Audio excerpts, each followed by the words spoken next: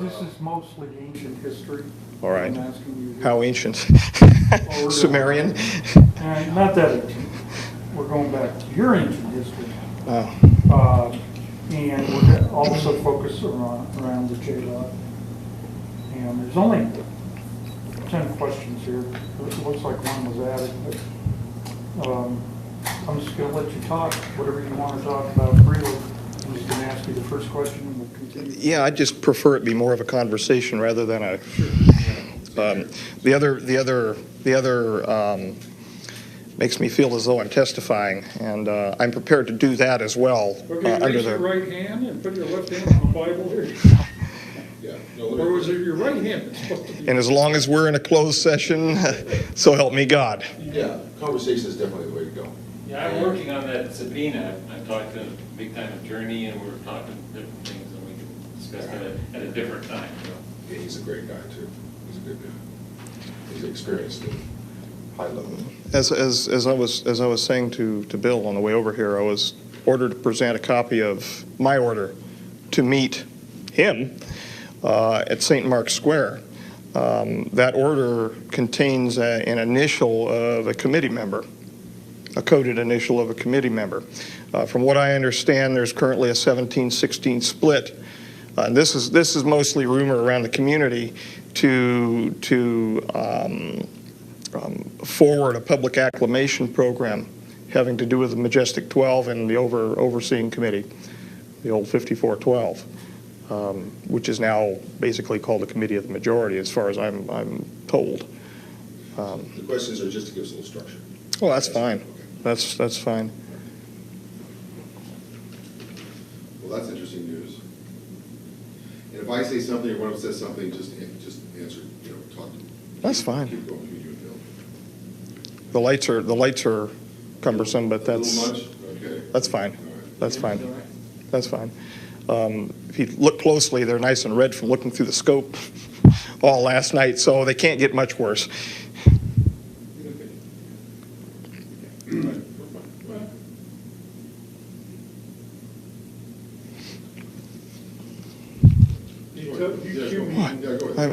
Oh, okay. Okay, the first question, Dan, they want to know is, where did you work in the mid-90s, and how did you come to be employed there? Well, several locations in the mid-90s. I had some cover positions here in Las Vegas, which made me look like a good old-fashioned Joe. In fact, I had some police experience at the late 80s. You're probably centering your question around the work for the government. In 1986, I was approached while working as an undergraduate student in Dr. Bert Bell Barbero's office, in his parasitology laboratory, to be exact. I was looking through a scope at the time. Three gentlemen walked into the laboratory, closed the door behind them. There was 2 uniforms and a suit that were present. Both of the uniforms I would make as most probably being United States Navy. My memory of that one event's kind of hazy after seeing all of the suits and uniforms and whatnot. We spoke for a while. They asked me if I was interested in seeing the world and the like. I told them I in fact was. We went through several interview processes, not unlike this, and reviewed my background. I went through several background investigations. Finally, starting up 90-91 time frame, I was cleared for working past groom to the Papoose Mountain facility, that place that doesn't exist, about 90 miles north of here, the nowhere place. That's how I came to work there. My original assignment was at the Groom Lake facility to review histopathology slides. And I went through nearly a year's testing and then was basically let loose for a year, and I heard no contact from them. After that, I was brought back in and shown some higher grade slides of unknown origin. Following that, I was introduced into a working group and subsequently brought into the Papoose facility, the Site 4 facility. We worked for well over a year on slides of unknown origin. After I took a minimum leadership position under several of the other biologists who were already present, most of which are now deceased. You know the names of those individuals. I was then introduced into the level 4 or 5 facility, and the 4 or 5 coded for 9. You're again aware, we covered this in ancient history. And so what we did is introduce the new members, myself amongst them, into the clean sphere area, and we were eventually shown the subject for which we were examining the slides. The slides were unusual in that they were in pressurized cells, and they were reviewed by us on a conveyor with a completely automatic microscope. We weren't touching anything. We'd give verbal commands. At the second instance, we were finally allowed to have a VRML, a keyboard, for examining the slides, and I digressed, but then working with the J-Rod itself in the ambassadorial suite or the clean sphere suite. Now, was this under this Project Aquarius? Yes, yes. Initially, I was assigned as a working member of Project Aquarius. Then finally, I was made an assistant working group leader. And then mysteriously, after one meeting with the J-Rod, I was asked to take the working group leader position. I didn't find out why I was asked to take the working group leader position until, well, within this last year. I never understood it because Stephen was older than I. He was my senior not only in ability but in age, and I would have never figured being advanced above an individual like that in ranking within a working group. And in fact, I never considered myself above him. We worked together. The Q94 document that you have in your possession was co-authored. My name went on there as the primary investigator because I was the working group leader. But in fact, he and I were both involved in the authoring of that document. Oh. Okay. Now, could you explain briefly what you were briefed on who and or what J-Rod was? Initially, I was briefed that J-Rod was an alien, specifically from the reticulum system, to reticulum 4. I had no idea the truth. Yes, from 2 reticulum 4 now, but I had no idea the truth of how they came to be. As I said to you before, I have never met an alien, but I have met an extraterrestrial.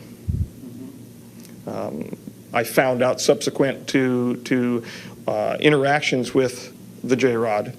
And again, they have personal names. The term J-Rod simply means 15, which was a basing name for where they're located, the number of light years from our location. So they took those names. And they identified through the Sigma protocols, the linguistic protocols, with a rod symbol, which was an inertia symbol, and the letter J. And in fact, that was a combination of Mayan and Egyptian numerology having to do with a rod and a J, meaning 10 and 5 for 15. Okay.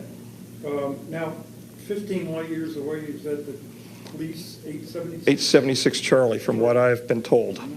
Now, he did not specifically tell me that that was the location, but the number 15 was mentioned.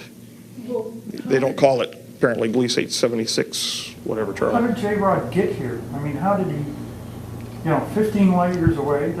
He crashed in '63, from what I understand. Oh, was that right? Outside of Kingman. Okay. Kingman, Arizona. Right.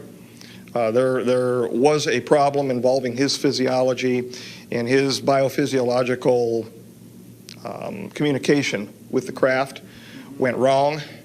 And of course, he's ill, as we know, with the MGUS and the paraprotein associated problems. And he crashed. And how was he? Was he transported immediately from that crash site to the S4 facility? And how was that? I don't know. Okay. That I don't know. You don't know how he came to be at the facility? I believe he and associates were transferred separately. Mm-hmm. He to the originally to the Groom Lake facility, and an associate to, I believe, Los Alamos. Los Alamos. I have no independent verification of where the associate went, though. All I can say is that he was there at Site 4.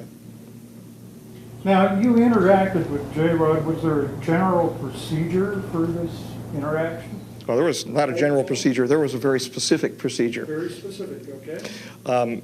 After we would be brought in with our helper biologists, there was controlling helper biologists, those in the gallery, and then the introduction specialist, which was myself on a number of occasions.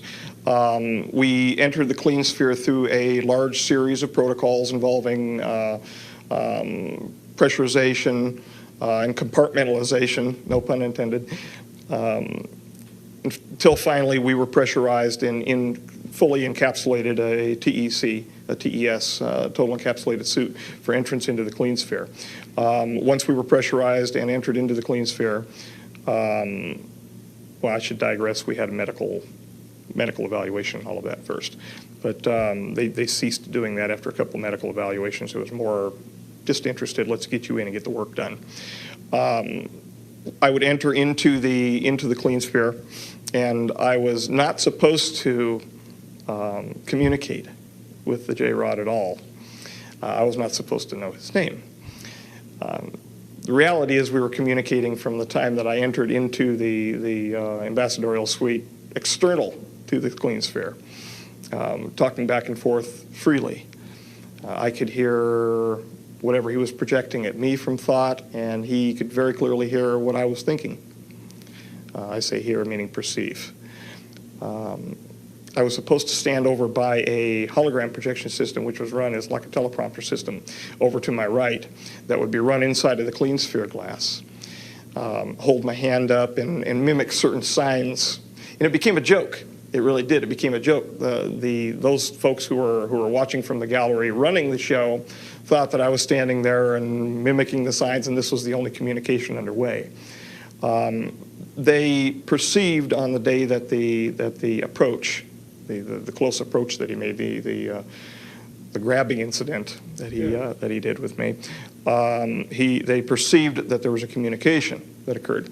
So I began getting questioned quite extensively whether or not he in fact was communicating with me, because he had promised not to, apparently, with the Sigma unit. I alluded to the fact that there was conversation underway, but I didn't talk about what it was until, of course, I was caught in my research protocol forwarding ideas that were somewhat different than what they expected, where they expected my private research was going to go, and this is much later.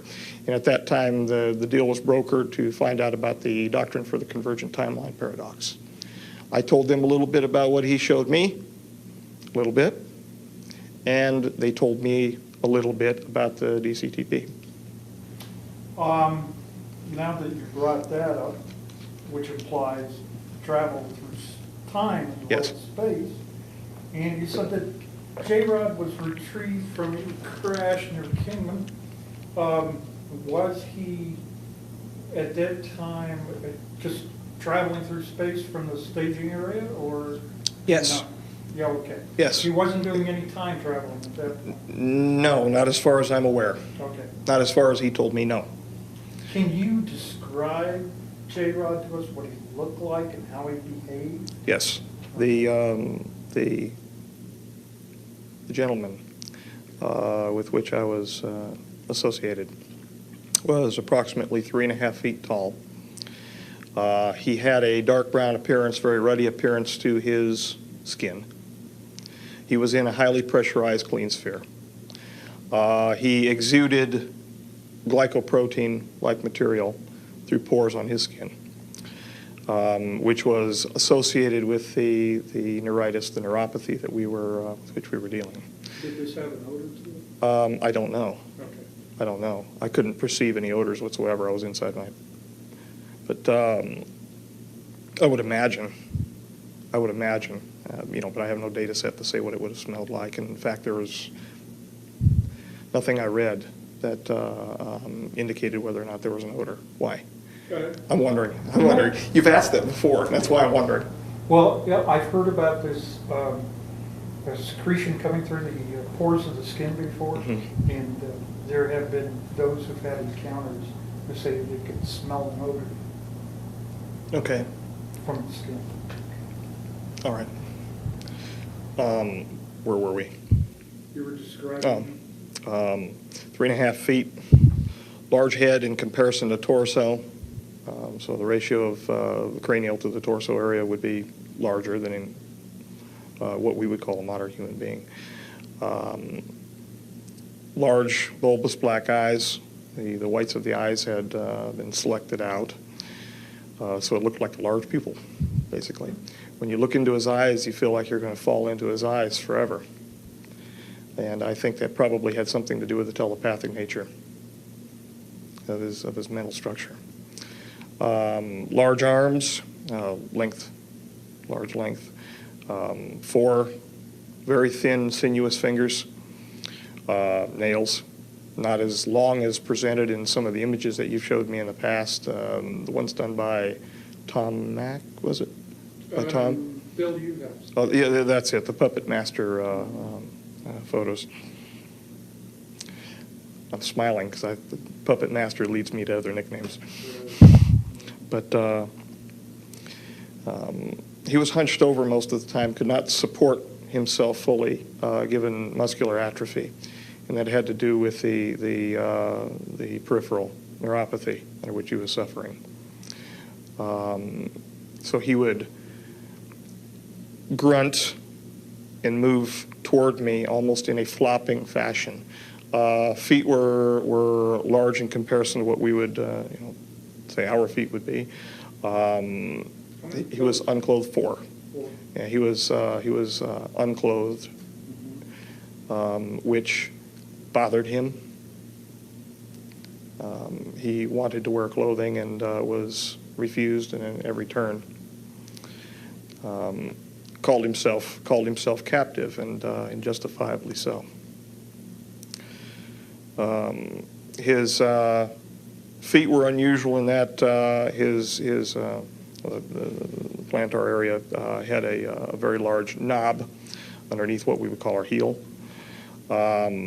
His facial features were grotesque in comparison to what he showed me what normal would be. He was Normal of his type. yes, yes. He was bilaterally symmetrical to the extent that the disease process was not changing his facial features. Nose was recessed, not a nose like we have, but basically two opercula, 2 orifices. An extremely small mouth, a hard palate, no teeth. His musculature, again, it was suffering from the problem at the myoneural junction due to the neuropathy. Do you have any idea what his chronological age was? 622. 622. And that I don't know. That I don't know. That number 622 is now used as an important number within the community. A reference, a request from 622 or a report from 622 could be from anybody. So it's used, and in fact the SRB report that I have with me today, the supplemental report for 0302 that I have, probably is labeled from reviewer 622. I haven't, again, it's going to be a cold reading when we look at it, but it's probably from 622. They excrete in a manner that we would excrete. Their external genitalia are different than ours. The females have somewhat like vulva, but they have a clasper situation. The male has a male clasper, the female claspers, and if it looks like a disc with rectangular solids that are rotated into position for clasping at the inguinal region. They do have internal fertilization. Now, this was something you red because you didn't see the female, did you? No, this is something he showed me of his wife. Oh, internally. Yes. And how was that image presented to you? Did it appear? I was inside the image. You were inside the image, That's what it felt like. like virtual reality. Yes, everything that he showed me when this was the incident. When he projected it into me, it felt like I was there.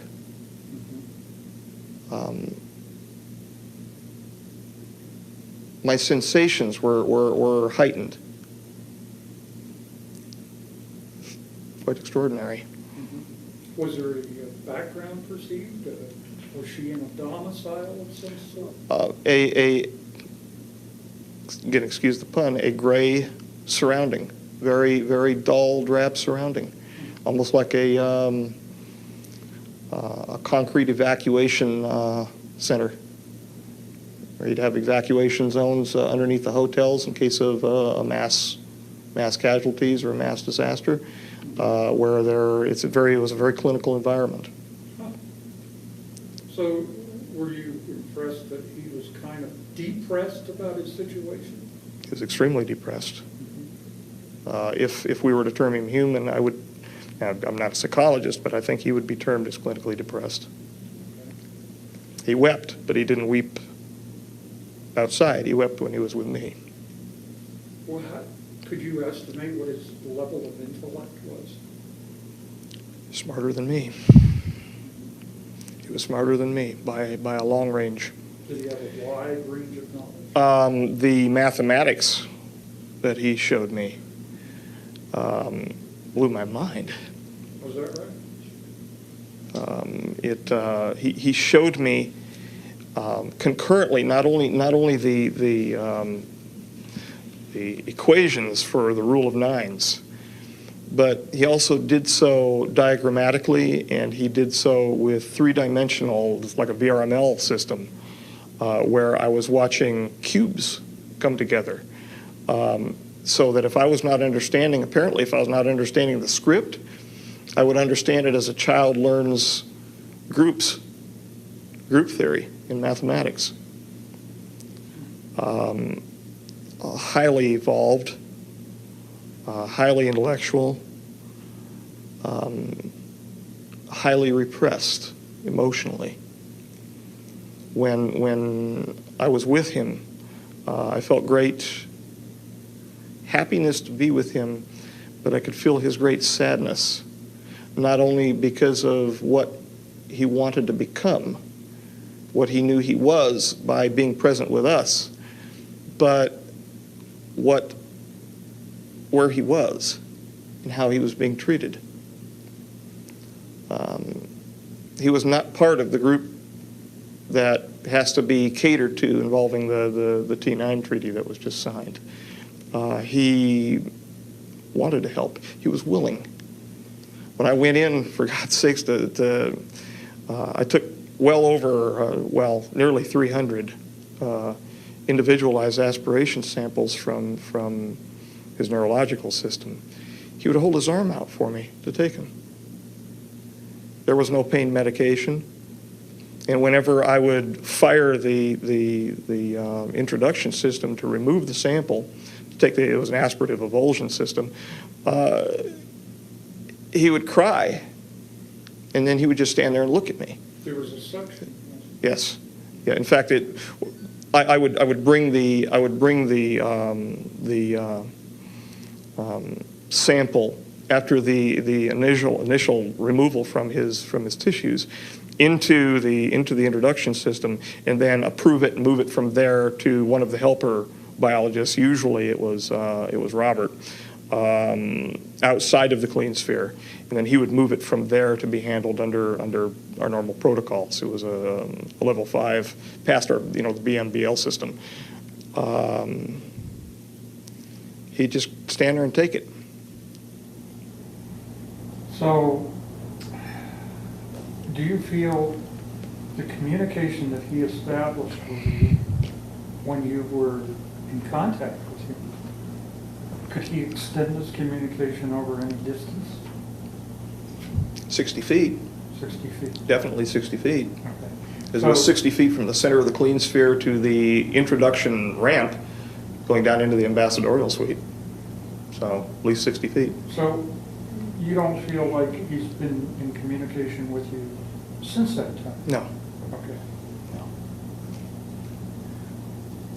Is it selective in some way? Was it willfully selective on his part, who he wanted to communicate Yes. with? Yes. The folks that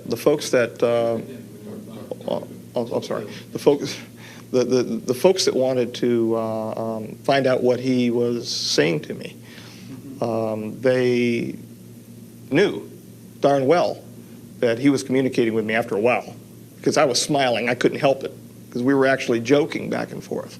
And, you know, they didn't know. They didn't have any clue. They didn't have any clue what he was saying. So it had to have been selective. They certainly wouldn't have pressed me like they did after I woke up from the big attention scenario. I woke up outside of the clean sphere. I was drug out of there by Stephen. He finally got a secondary suit on and drugged me out of the clean sphere. No, they had no clue. They had no clue what he was saying. I'm sure of it. They were extra rough in removing my plug and my catheter and all of that business after I got out of the TES. Now, one of the things that I want to ask you now, departing slightly from this subject, we're going to ask this last question, then we're going to take a break, okay?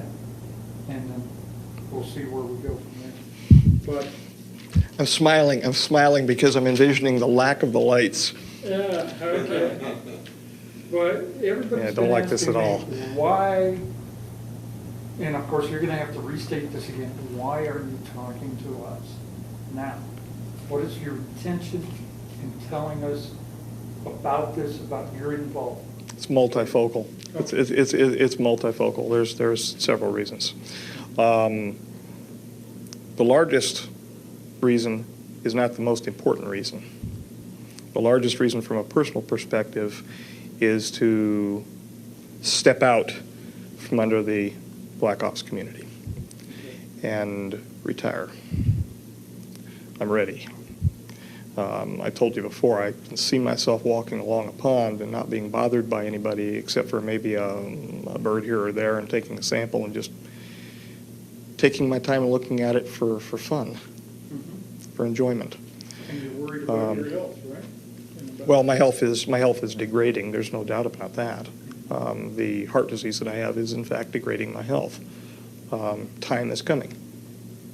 I don't know how long that is, and of course that's within God's providence. So you'd I- like to maybe have some freedom, to have some Yes. time of your own? Yes. To go to Walden's Pond or something, right? Study the life. Disappear at Walden's Pond. Right.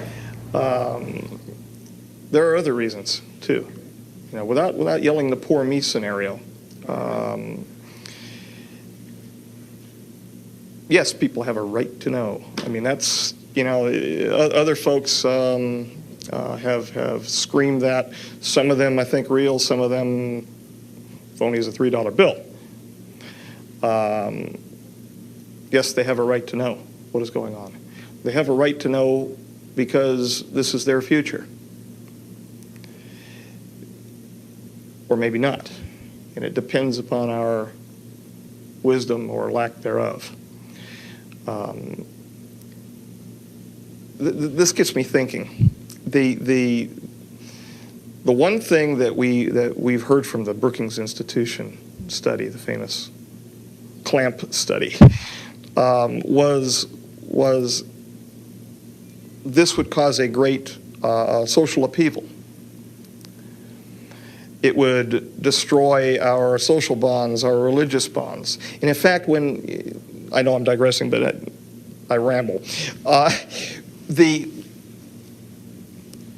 Every time an individual is approached with the issue of, would this destroy your faith?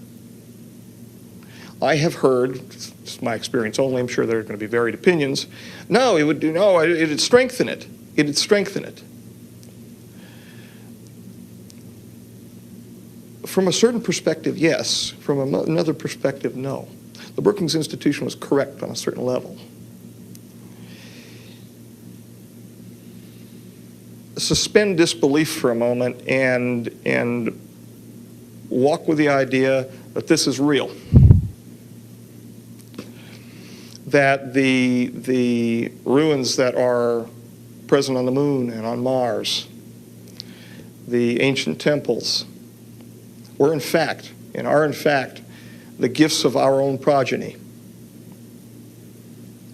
Can you imagine what is going to happen when those temples, which were prayed to as the gods, are found out to be nothing more than the creations of men, that the men themselves were those who were being worshipped? Will fall headlong into the pool of Narcissus.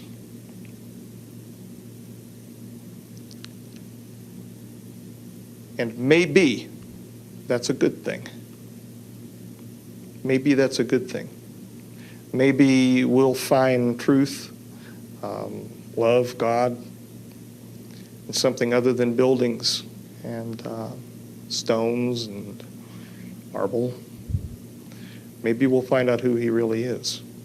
Or she, it, or just us. Do you want to take a break? Please. Take 5 minutes, yeah, Okay. take 5 minutes and talk about what we just talked about. Yeah. I missed a little bit about the clean sphere entrance in terms of suiting up, preparing yourself. You did mention the medical exams, which fade Right. out after a while. Right. But in the other tape, you talked a little bit more about some of the mechanical specifics, just to give a better image of That's fine. what it's like for you to do it. That's fine. Okay? That was The one. introduction gantry, the swinging The hose swing system. goes on, yes, those things, yeah. That's all visual, and I'm interested in the Dulce facility. Uh, Training what you're Hold talking on, about. hold on. One thing at a time, one thing at a time. The other thing is, We can wait. that might be pertinent to what you just did, what you just spoke about, was what you were looking at slide-wise prior to knowing what the unknown origin material was, what its origin was. Sure. You know, just what it was you were looking at. All right. Without You revealing. want me to get into the microbial? Well, maybe just a general statement of what that was, All right. what you thought you were looking at. Just to give us a little bit. That's a good one. You know, I had no clue, and in fact, they brought in a who we got on our side, a biochemist to turn our attitudes around. And after about a year, he didn't turn our attitudes around. He finally joined us. And finally said, no, we can't do this without finding out the origin of the tissue. Right. We needed to find out. See, we were dealing with it. We were dealing with a situation where it was in vitro. They were. We might want to go back on camera for this. So That's fine. Okay. And the other thing that I think you made a very good statement about why you're doing this. I wonder if there's anything else we can do for you, anything else you can say that is of value to you that we can record for you, as far as what you hope to, how you hope to get out, what it is about. I mean, you said it's your health and a number of other things. I'm just wanted to put it to you that there's anything else that comes to mind that you'd like to add in that regard, in terms of what it is you're trying to accomplish. Because I know I would like to tell our elected government what we're doing. Maybe you should say that. You know, I mean, Under the appropriate circumstances, because there are military applications that need to be handled in a very careful manner. for example. For example. I understand. All And right. those issues we're going to be extremely careful about here today, because they should be taken with great care, And of course, our object, which including the military applications for Lotus. I know that we're somewhat constrained for time today. Well, how much longer do we have?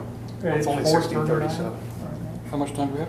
We've got time. Okay. I have to be back at 1900, 1900, 7 o'clock. 7 o'clock. Okay. Okay, we have plenty of time. All right. All right. Okay. Good. We're not in All a right. rush. Well, what I wanted to do was, the only other thing I'd say was we're trying to focus on it's been great so far. It's been very focused. It's very, very central to the J-Rod interaction.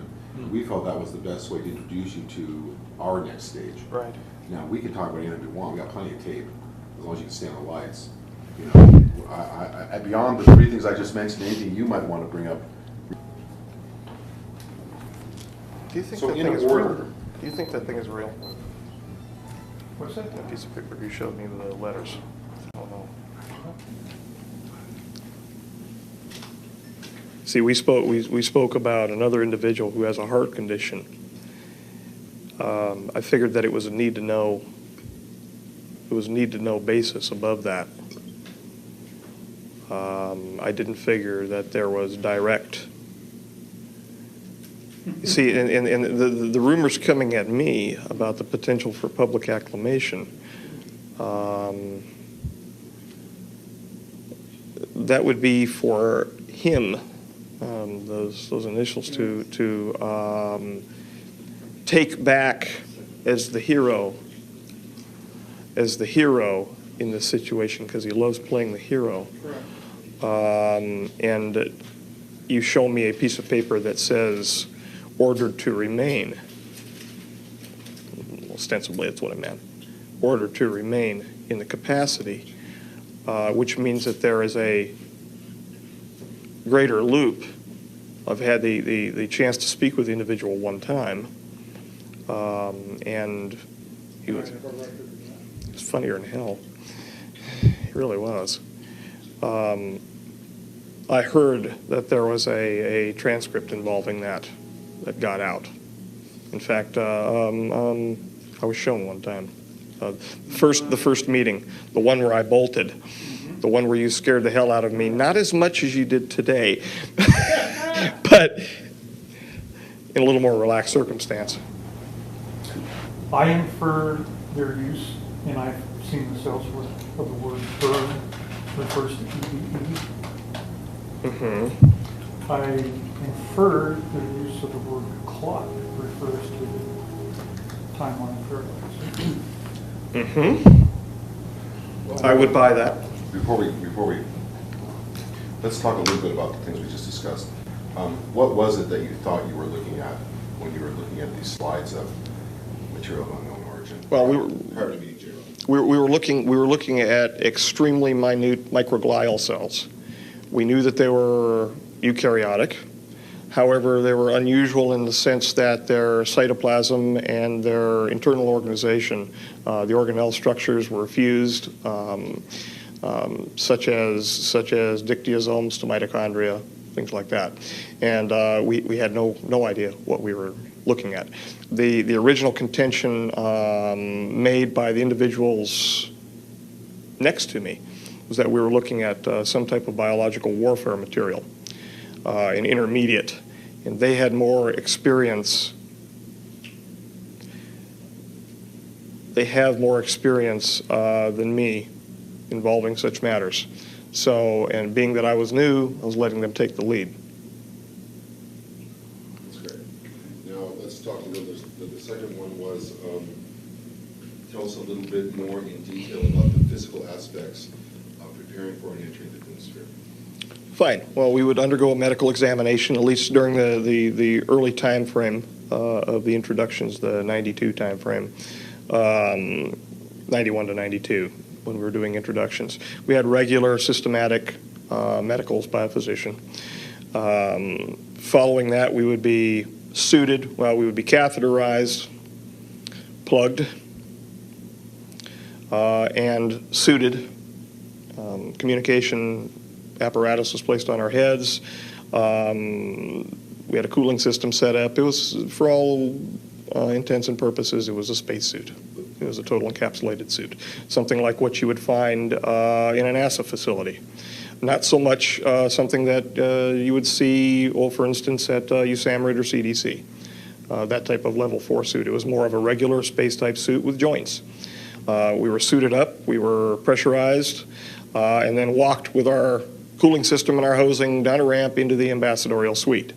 Following that, we were led up a gantry-way, which had been moved into position by the Clune sphere, which had been previously rotated up through an iris through the floor. He was held actually below the ambassadorial suite level, and that was raised up as needed. What they did with him down there, he didn't say, and they didn't tell me. It was not a need-to-know issue. Apparently, they dealt with the cleaning of the sphere and all of that down there. The regular housed animal maintenance, as they treated him. We would be led up the gantry-way. The hoses would be hooked into an interior system inside the doorway, which was exterior to the clean sphere. And it was called the exterior system, in fact. But then we would be led in, the door would be closed, and we would be pressurized inside of the gantry-way. Following that, there was a drum system that was set up. Once there was an equal pressurization between the gantry-way and the clean sphere, we would then be told to proceed forward. I would raise a hand in acknowledgement. We were not supposed to talk at the time at all because nothing verbal around the specimen, around the J-rod. Why, I was never told, but we were not supposed to talk around the J-rod. I moved the drum system and re-hooked a secondary set of hosing inside the clean sphere, checked the pressurization, and once that was done, the door to the clean sphere would be closed behind me, and I would presume that the pressurization remained the same in the gantry-way. Following that, I would do my business inside of the clean sphere involving contacting the J-rod and removing the samples. And what was the reason you were removing samples? We were removing samples to attempt a treatment, a full diagnosis and a treatment for a paraprotein-related monoclonal gammopathy of uncertain significance type disorder, which had various attributes to it, among which were a cocaine type presence to the J-rod, cocaine syndrome type presence, and certain genetic issues involving chromosome 5 and 17, which led us to Charcot-Marie tooth disorder, and their glycoprotein, their antifreeze glycoprotein problems. They were essentially they were losing heat because of the problems at their axillemal ridges. They were not transmitting the energy, something like a dystrophy. And when the action potential goes down a nerve, well, their action potentials were dying at the synapse. They were also losing energy because there was a demyelination process underway. Mm-hmm. That demyelination process was, well, since the Q94 document, was tied to a CMT1A-like problem, the Charcot-Marie tooth problem called PMP22, which is a protein number 22, which an overexpression of that gene causes a greater demyelination. We tied that to the demyelination issue involving the promoters for the PMP22. Those promoters, there's two promoters for it, were selectively deselected with the use of TFOs, or triplex-forming oligonucleotides. It's essentially an ssDNA vector expression system that we're using. Oops.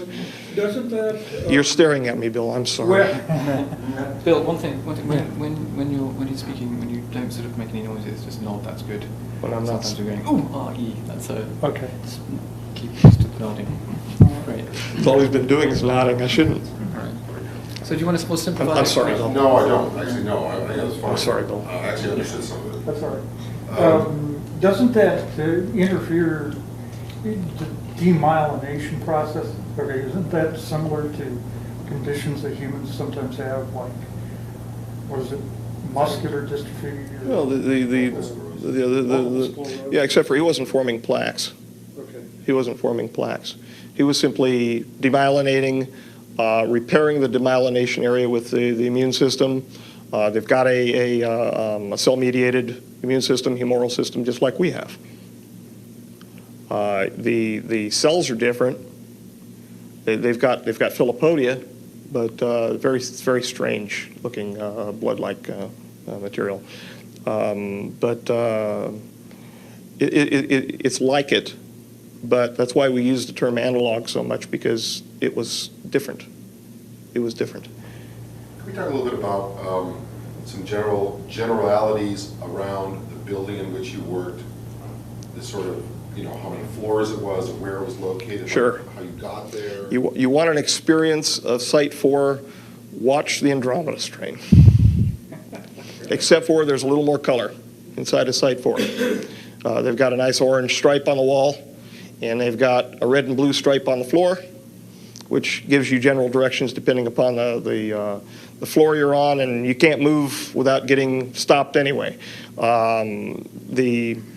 Now we're talking separate to the groom facility here. I'm aware of several floors at the groom facility, and then finally the majority of the hot stuff was taken over to Site 4. We're talking 4 basic levels.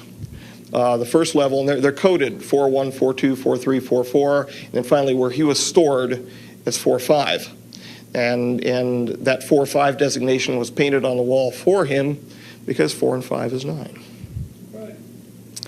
That's why, in fact, they built 9 hangars on the Galileo and Sidekick levels, the 4.1 level. The 4.2 level contained the looking glass, Alice's glass. In fact, outside of the door for the major facility, there's a white rabbit with a clock. A very large, it's a statue that's probably about that tall, and it's held above the doorway. It's wired above the doorway. The looking glass, I find out, is one of the ERBs. It's an Einstein-Rosenbridge promoter. It uses some form of, this is found out, Jesus Christ, in the last 2 weeks. I'm asking the right questions there, I guess. It's composed of a spherical, spinning, arced, rectangular solid matrix of nickel, cadmium, and barium. There is a spinning disk underneath it, which is supercooled. Into this is injected into the center of these spinning, and I'm not a physicist, spinning disks, is injected an argon gas. Into that is injected some type of repulsion matter. It's a gravity repulsion matter. They are obtaining the gravity repulsion matter from the heavy materials that have been obtained from the J-rods, the 115 variety material. And apparently when they bombard it with enough electromagnetism, this stuff repels gravity, and it turns into some sort of exotic matter. They spin it fast enough, it opens, or they can see through it. And that is, from what I understand, the great prize in what's going on in the world right now, are those devices. Why do you think the British are running around Iraq right now looking for the climatological records that are just happen to be disappeared out of the Baghdad Museum with the rest of the cylinder seals? And you're going to see some cylinder seals today too when I show you some report. So Dan, does that mean when they're engaging this device in Project Looking Glass? Yes. Is this something that they use only for the transmission of information, or can they transport a material object through time? You know the answer to that. At least you've probably heard some rumor. There have been mistakes. There were mistakes. Animals were attempted to transport from one location to another, the production of 2 of the devices, and they put them in resonance or something like that. I'm not a physicist. I don't know. But I was, in fact, present during a human attempt. The human did not survive. The human was not put in there under duress of any sort. It was a volunteer situation, and the human did not survive. The human did not move. The human stayed where the human was put. But the human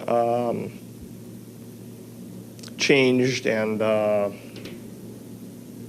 don't want to talk about it anymore. This is an attempt at time travel? It was an attempt at well, in essence, yes. It was a linear. It was a attempt to transport an individual over a linear distance, which I understand is the same thing as time travel. If we're talking purely from the Einstein, Translating time, space. distance is time. Like a transporter? Yeah. From what I understand, they've only used it for information purposes. Aside from that, how they get the information out of it, no clue. I don't know. What specific information they've obtained, I only know of one piece of information, and that is the rush, why the rush is underway to get Lotus done by the 2005 deadline. That in fact this group of J-Rods that are not complying with the wishes of the committee and the wishes of the rest of the J-Rods and the associated brothers, to put a clamp on them so that they stop their influence within the political structures of our government, including the financial structures. That it is in fact their slowing down of the progress to stopping getting these, picking up these little gates that were put together, that would be our downfall in 2012. Okay. Do you want to say anything further about the stargates? Or their use in 2012? Well, Before we go, Bill? let's finish up our third objective when we turn the lights back on. what can one do for me? Yes, exactly. I would be very happy and very relieved to feel as though I was responding to the elected government of the United States of America with what talents God's given me. I'm responsible to the people of the United States of America. The nature of the information to which I'm privy is sensitive enough that the full disclosure of that information would have to be done in an appropriate location and under appropriate circumstances. Certain military application information would have to be done in a closed session milieu for the national security.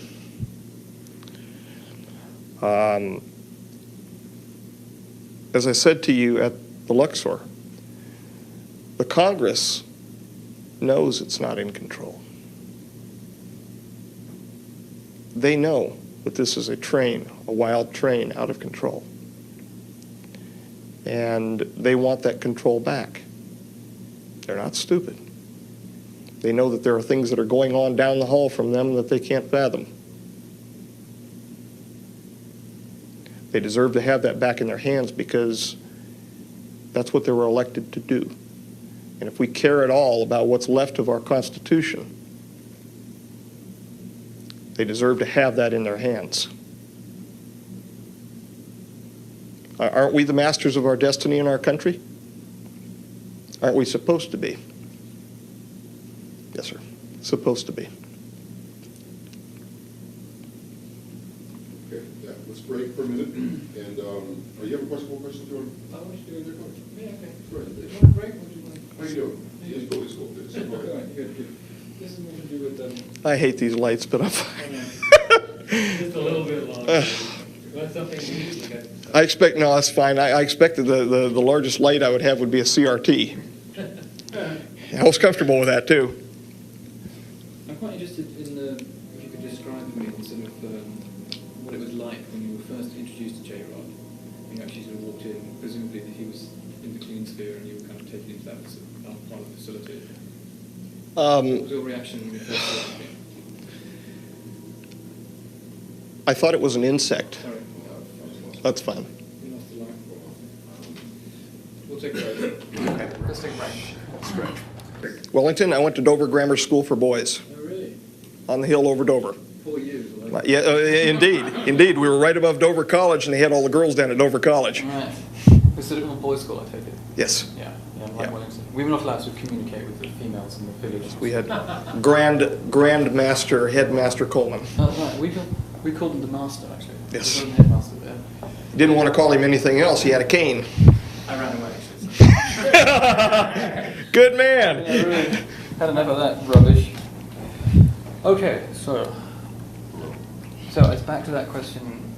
Let me just rephrase it for you. Can you describe in detail the first time, what it was like to meet this being for the first time? My original feeling was I was looking at a giant insect. It's the best I can just off the cuff. It looked like a giant insect, being dark brown and hunched in a corner, very insectoid in appearance. It almost looked like it had an exoskeleton. I felt afraid inside because I was always told that monsters weren't real.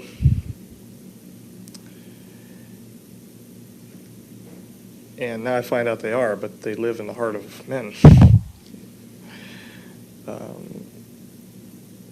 It was fear, excitement, complete astonishment, because honestly, I thought we were dealing with some sort of monkey, something like an old world ape or the like, but indeed it wasn't. That's what my feeling was. I'm not going to lay on and talk about how intellectual I was at the time about it. It scared the hell out of me. What in terms of actually when you first confronted with the idea that it was, a non-human being, an extraterrestrial, something not of this world?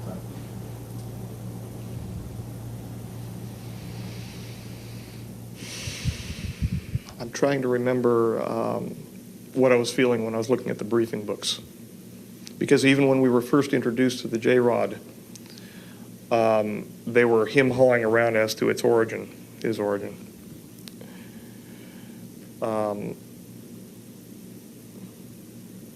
Poppycock. I didn't believe it initially. I didn't believe it. However, deep inside, I held open the possibility, because of what happened to me earlier in my life. I held open the possibility that such things could be true.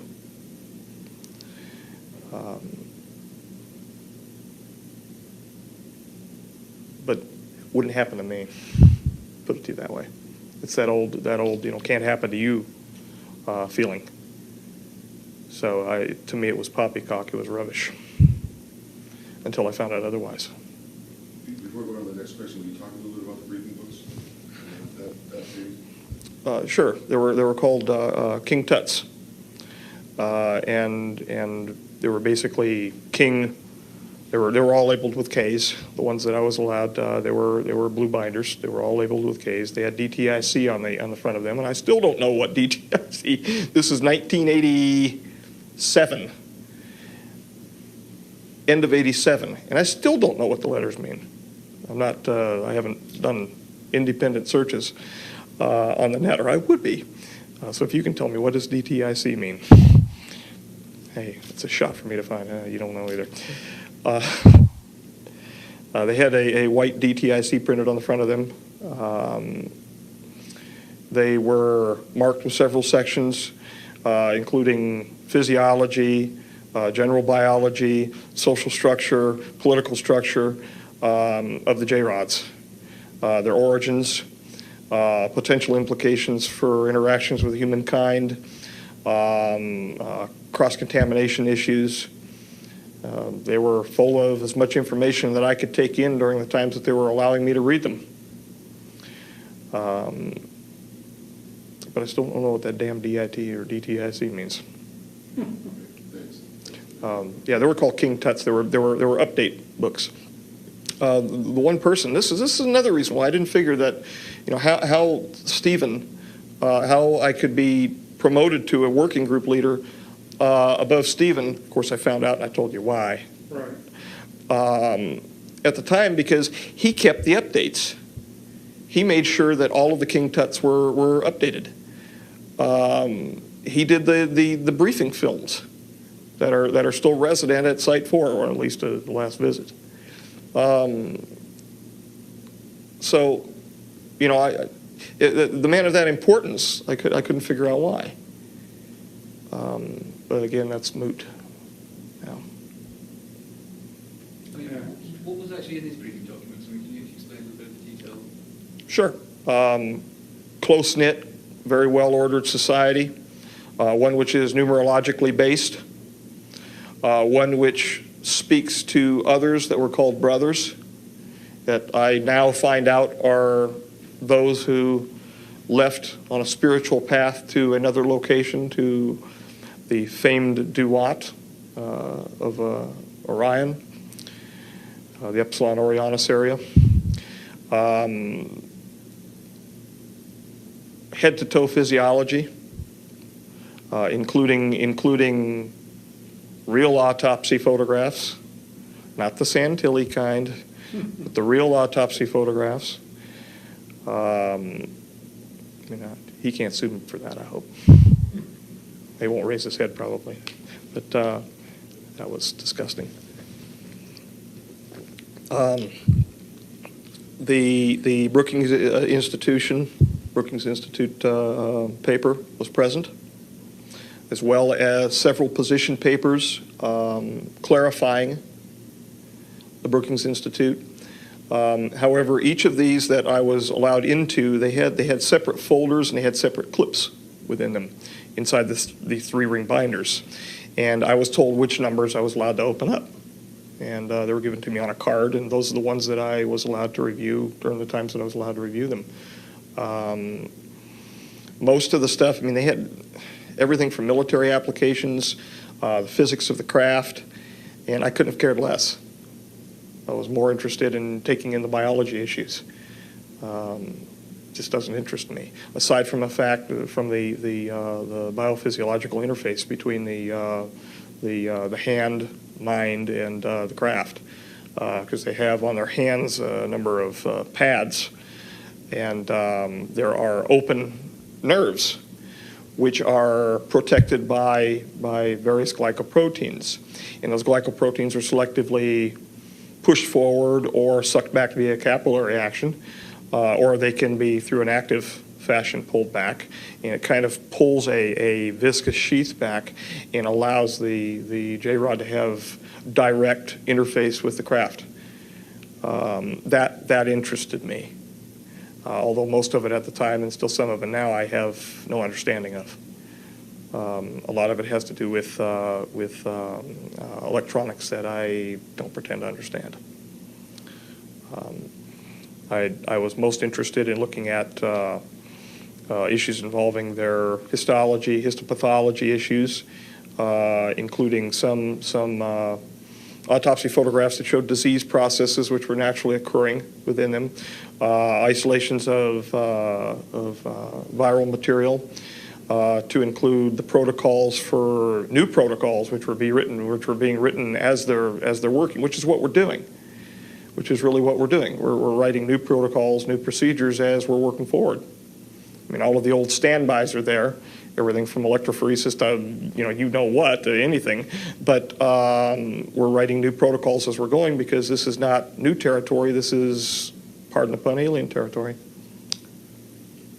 How many beings have we had to work with? I only met one. I am aware of possibly 3 from the reading. And at that time, again, I was so stunned by what I was doing. A lot of it was getting by me. When I read the word extraterrestrial, I tunnel visioned.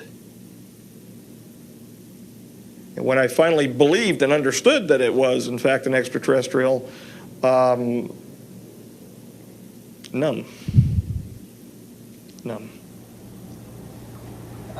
Okay, thank you. Just want to ask you a question about the telepathic communication and nature of it. What is it actually like to communicate with one of these beings telepathically? And what do you hear something in your head? Do you hear images, see images, or? I could hear my voice No, you can hear yourself think. Sorry, can you do the bill? Sorry. Oh, yeah. Habit, looking at the people that are. I could hear my voice. However, the cadence, the affect was something that distinguished it other than me. It was no great booming voice from the heavens or anything like that, and I'm glad I do not have a proclivity to hear voices in my head, and have heard none since. But people could probably challenge that. But I could tell that it was somebody other than me, and I could tell because I felt drawn toward the subject that was sending the communication. When the J-Rod spoke with me, prior to the bombardment of the images, it was something that was part of me, but not part of me. I actually felt non-resident for a moment. It was almost an OBE type feeling.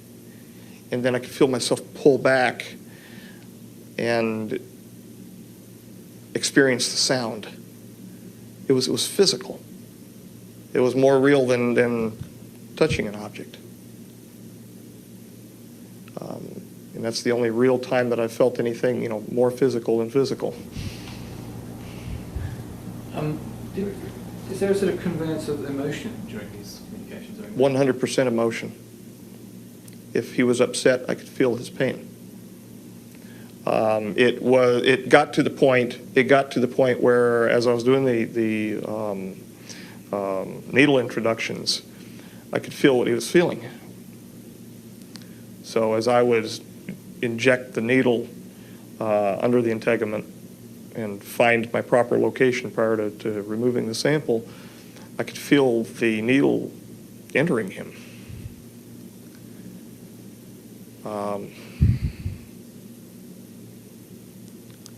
So I could feel his feelings. Were you aware of Bob Lazar any time when you were there? Think about it. I saw a guy out on the Mac outside of the Galileo, the 4-1 area. He was barefoot. And he was just staring off in the distance. This is as we were coming in on the helo. And they keep you within a very confined walking area. This is before they started taking the buses. We were choppered in.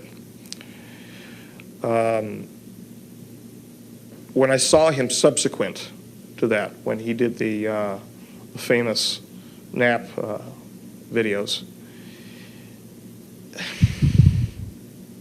could have been.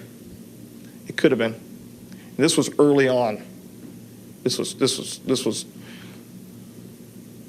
I can't prove it. Okay, and I could not positively identify that being Bob. I am aware of his name being mentioned up there, and it was associated with the term bottle washer, which means an engineer, but not a working group leader or anything of the kind. They would have said a DIR or a for director or a geek. I was called a geek, but his name was mentioned. I heard the name Lazar. I didn't hear Bob. I heard Lazar, and it was not Laser. It was definitely Lazar that I heard.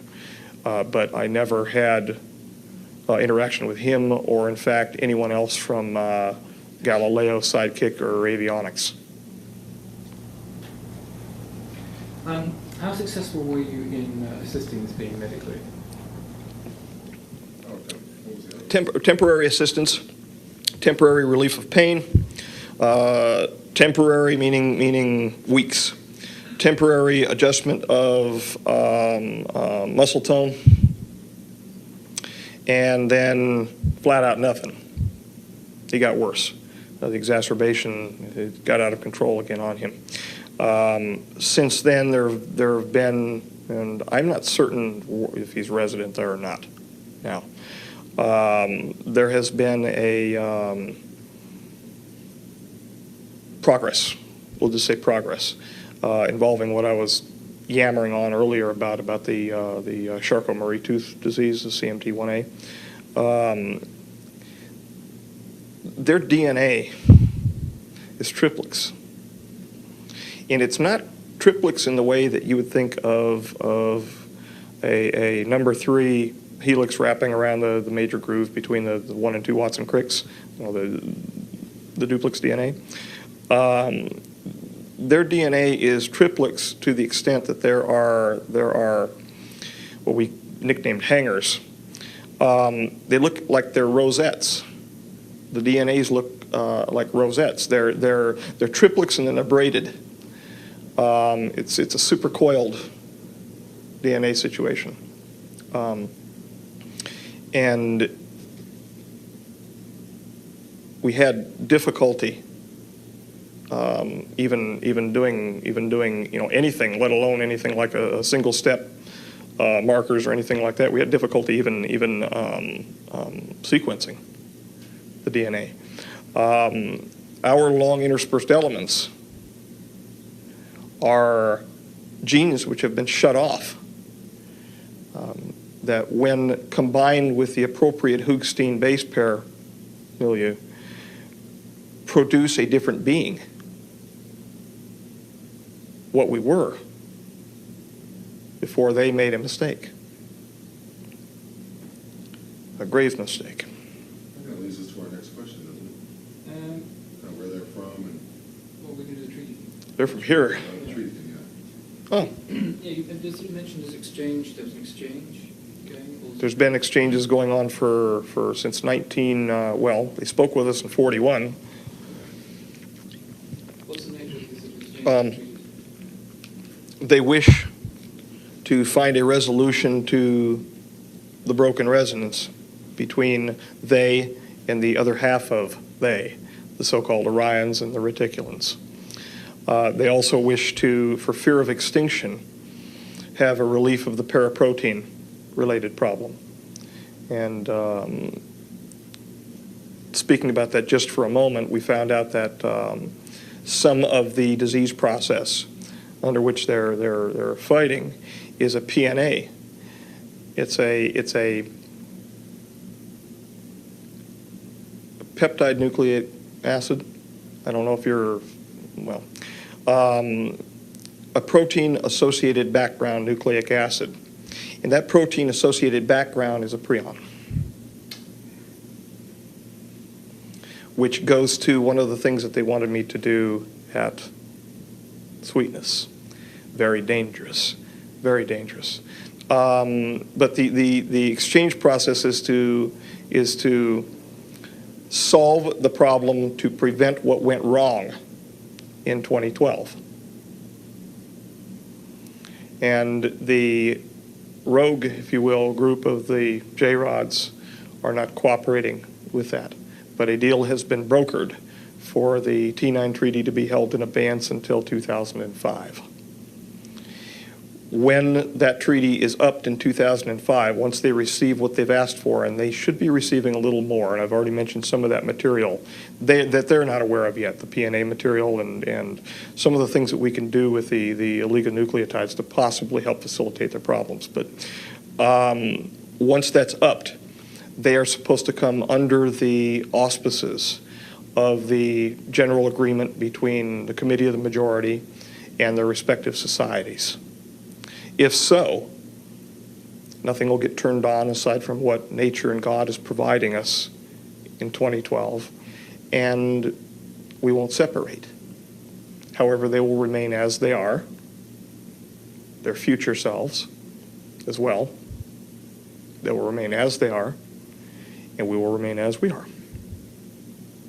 We can't go back. That's just something that's impossible as far as what they can tell, meaning what the looking glass people and the people that are overseeing the star issue, Starflower and the ERBs and all of that, the Einstein-Rosen bridges. Can you explain what the fuck you're talking about? somewhat. I kind of get it because I've been watching the tapes and stuff, but it's so compacted. We just said it's so compacted in your own. I'm sorry. That's okay. No, I'm just saying, let's stretch it out a little bit. We might want to begin by being specific. It sounded like you were talking more about what they were going to get in this exchange, and we're kind of curious as to what are we going to get in this exchange? Well, we're going to get not wiped out. Okay, what's the problem we're trying to solve vis-a-vis getting wiped out? The biggest problem is to make sure that I'm supposed to look at you. Yeah, I know. Sorry.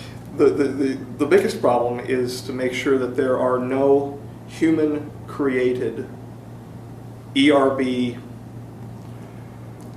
Stargates? machines. Machines? Yeah, I mean, it sounds science fiction-ish, I know. okay, and you know, it's hokey sounding, okay? To make sure that there are none of them in existence which can automatically turn on when the next age begins on December 21st, 2012. We are apparently going to cross over the plane of the galaxy, which there is a dense network of wormholes. There is supposed to be some sort of enlightenment, whether or not that's the Christ event, or whether that's a burp on a Sunday morning. I don't know what that's going to be. I'm not enough of a scholar that area to figure that out, to know. I do know that failure would result in too much energy being directed at our planet from our star. And hence my interest in looking at the pretty pictures about the sun, the corona of the sun. It's the pace at which these unusual forms are being produced is increasing. Are we entering an area as we approach this equatorial plane of the galaxy? Okay. Are we entering an area where there is a greater concentration of dust that can So I've heard. surround the sun? So I've heard. Okay. I have been reading about this, and this is similar to a situation that happens with a classification of star called T-Tauri stars, where there's a lot of dust gathered around, and what happens is that the star, the sun in this particular case, increases its radiation in the infrared and the hard X-ray areas, and there's greater solar flare activity.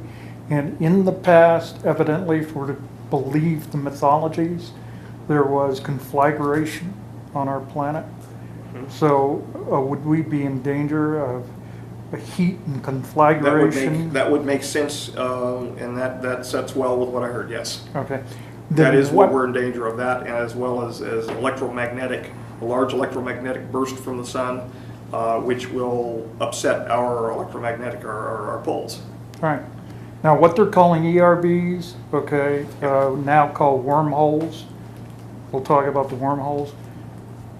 You're talking about two different, we're talking about natural, there's a number of natural occurring wormholes. There are a number of nodes on the planet, from what I'm understanding, that naturally are sensitive electromagnetically. I don't know. Okay, they're naturally sensitive to the space through which we pass. Okay. These nodes activate spontaneously when we pass through them, or can be struck with electromagnetism and be temporarily opened.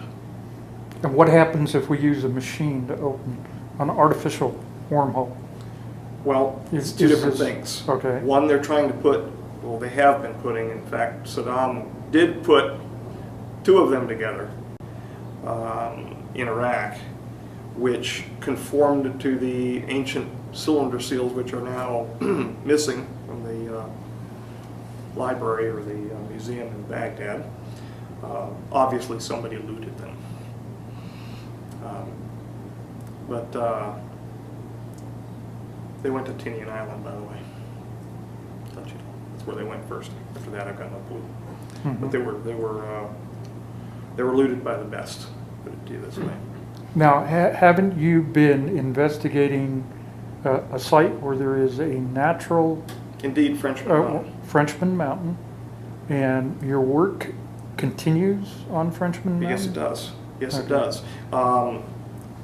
Our remote viewing unit first brought the notion that this could be a wormhole situation.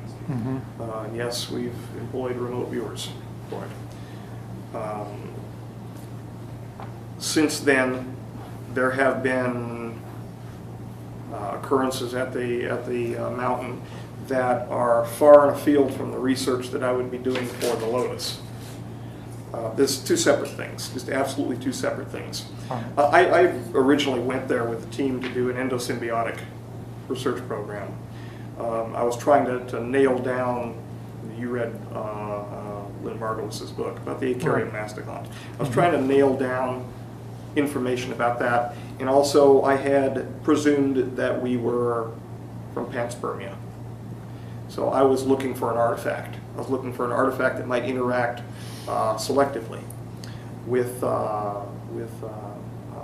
ourselves, and fell into the issue involving the Ganesh particle, etc. But we had a flare that passed across the surface of some algae during a test. And we just found out, by the way, that flare, and it's included in the report, that flare is associated to the speed that a Ganesh particle passes. So it was a Ganesh particle that was actually overly flaring on us that day. But it was on the May 31st visit of 2001 to Frenchman's Mountain. Okay. Frenchman's Mountain. If you have access to more reports than I'm aware of, anyway. I don't remember the report number, but. Can you articulate for us a little bit more in specific detail about the relationship between future and present for these beings? We're in a chimera. Can you talk a little bit about that? Mm-hmm. Just the basics. What we see, for instance, I mentioned earlier ruins on the moon and Mars. And you're aware I was involved in, probably you're aware that I was involved in Inca City research, so-called Inca City. That's because the J-Rod showed me that as an image, but didn't show me that as an image of a dead city, showed me that as the image of a future city, a living, breathing society, post-damage here, post-catastrophe. We are literally looking at things that are present, but according to a linear timeline haven't been built yet. Now, if that isn't confusing, say you want me to explain what the hell I was talking about, if that is not confusing, it confuses me. Well, you're the best guy for the job right now. You tell us. The one with the lights.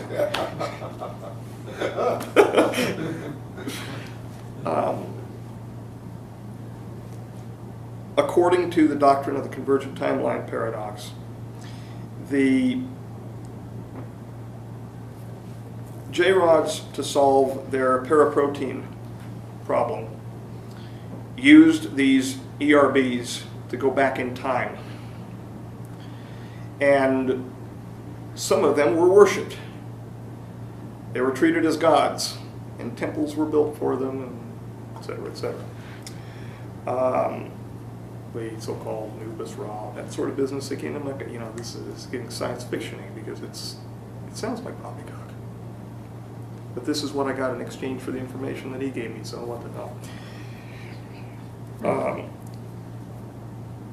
Literally, there are two or more concurrent timelines that we're living in.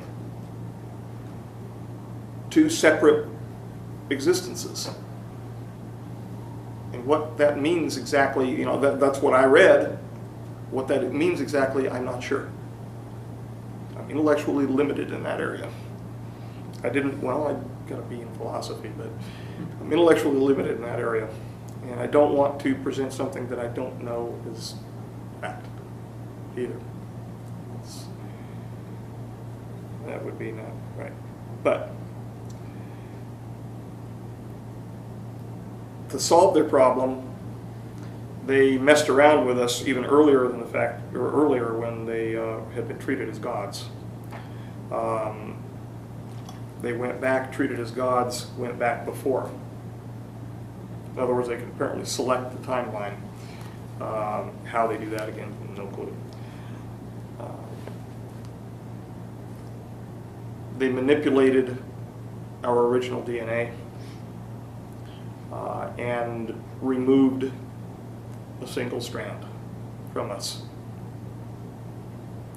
This made us able to mate with another experiment which was underway at the time called Neanderthalensis. And yes, I know there is no genetic evidence concerning the mating between the Neanderthals and the other brand, if you will, of our kind. That's because all of the genes have been turned off. Any of the unusual mating sequences aside from retroviruses that tagged along were turned off as part of our long intermittent sequences. They're part of the great repeats. And in fact, the Neanderthals, take a look at the number of long interspersing elements that they have in their genome, and that will bear out what I'm saying. I think there's a new article in the new scientific special edition, Scientific American, by a woman anthropologist who says her research shows that Homo sapiens did mate with Homo neanderthalis at some time. Okay. So I mean, whatever research she wrote about seems to bear out what you're saying. Well, it has been believed that the crossbreeding mismatched our chemical and our structural architecture neurophysiologically, and that was one of the primary promoters for the problem that the J-rods now suffer. That Yes. But I had mine security present in case Right. it wasn't. We're kind of wrapping up, and we're kind of in the middle of trying to have the opportunity, it's a good opportunity to talk about this time. And you were talking about going two different points of going back in the past, one and then one earlier. And what we haven't gotten to yet, though, is sort of a general description of what we're talking about here, in general terms.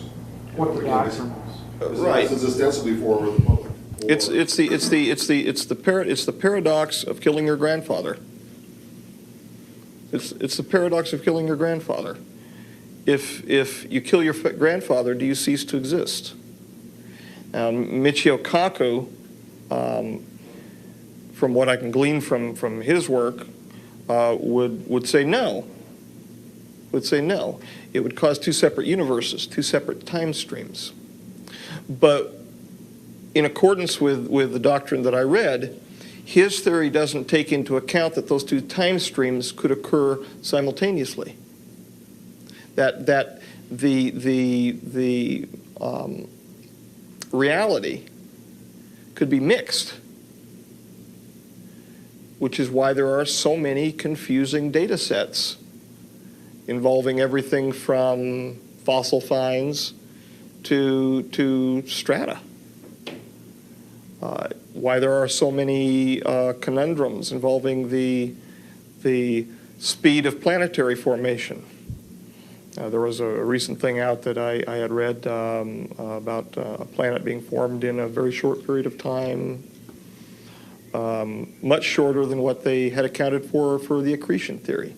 And the way that it came through to me was it was a Keystone DCTP flyer, because I'm in on some of the loop, no pun intended, that these things are happening simultaneously. that a planet can form at one rate and the reality can mix such that we can perceive it having formed at a separate rate. And go back and look at it another time and have another perception, because the realities are actually mixed. And they're also now saying that the Earth appears to be older than they thought it was. Mm-hmm. And its age, I have no clue. One would have to ask the Almighty. You could look at something, are you saying that you could look at something one day and measure it, and look at it the next day, and the measurements can be different because a different timeline is then come into play? Yeah. And biologists, chemists, well, natural philosophers call that error.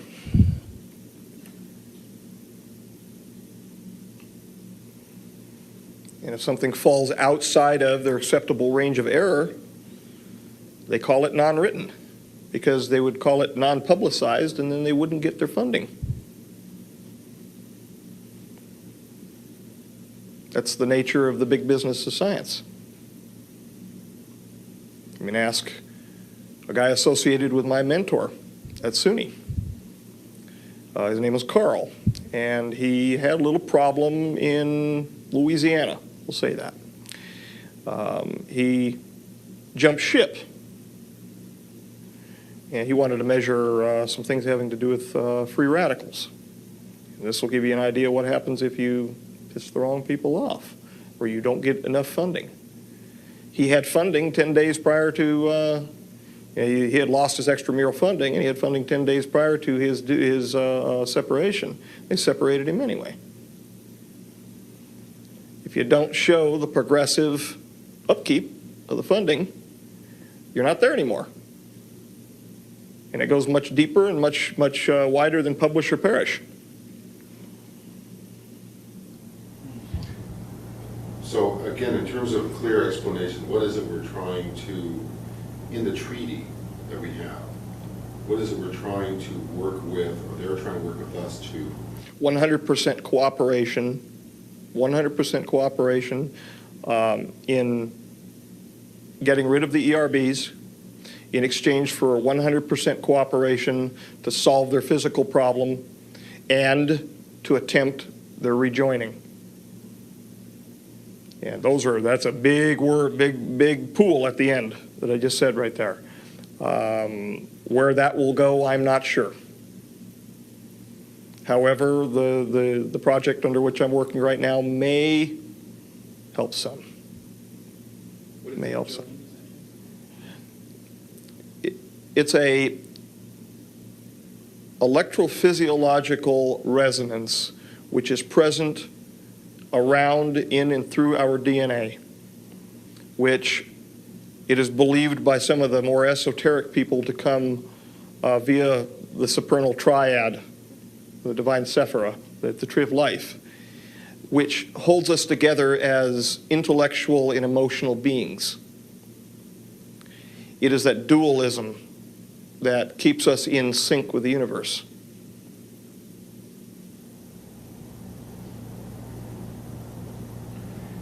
Could you say a little bit about your sort of current conditions and where you're working now, or anything like that, sort of what's going on with you at the moment, work-wise? Well, as in environmental, my environment, I am in an environment of I'm not going to get personal with the issues here. I'm in an apartment environment. There are children around me, which is wonderful. I direct the project from that location. Do some minor microscopy work from there. Nothing of a hazardous nature, any more than dust would be hazardous to you.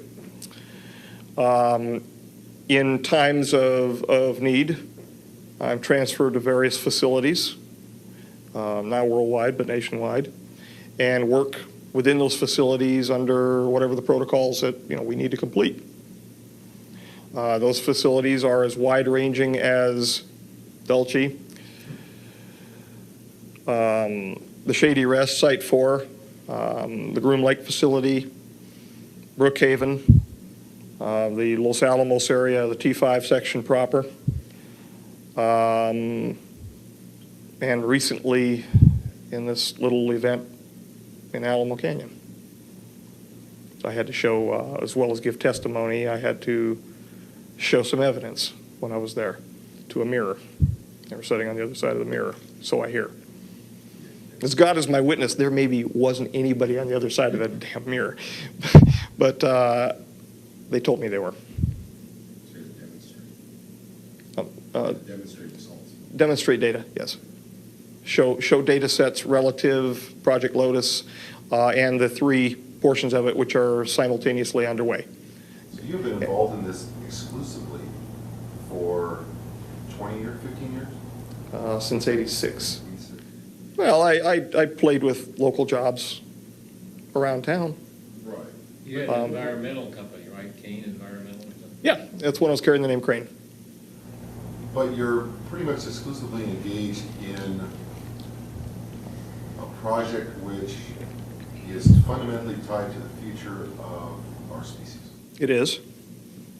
It is, fundamentally. This project, without getting too deep into it, I've been accused of rambling by people before about it, but without getting too deep into it, this project is an all-encompassing attempt to grab for the brass ring and making sure that that brass ring is not the fruit of the tree of life. I'll grab just until we get to that point. Aside from that, I'm not going to try to barge my way into past the east gate of Eden. The people who do that get hurt, at least so I've heard. And you're bridging what we have traditionally called physics and metaphysics, it sounds like, into one continuum. Because some of things you're talking about are what are tied to what Well, indeed. physics refers to. Indeed. And not even just pop metaphysics, but the ancient esoteric sciences.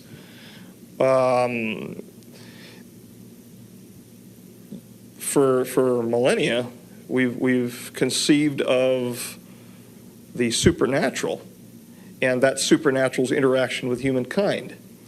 What we are seeing in this project is that it's not so much supernatural, it's natural, and it's been there with us all along, and we just haven't taken the time to look.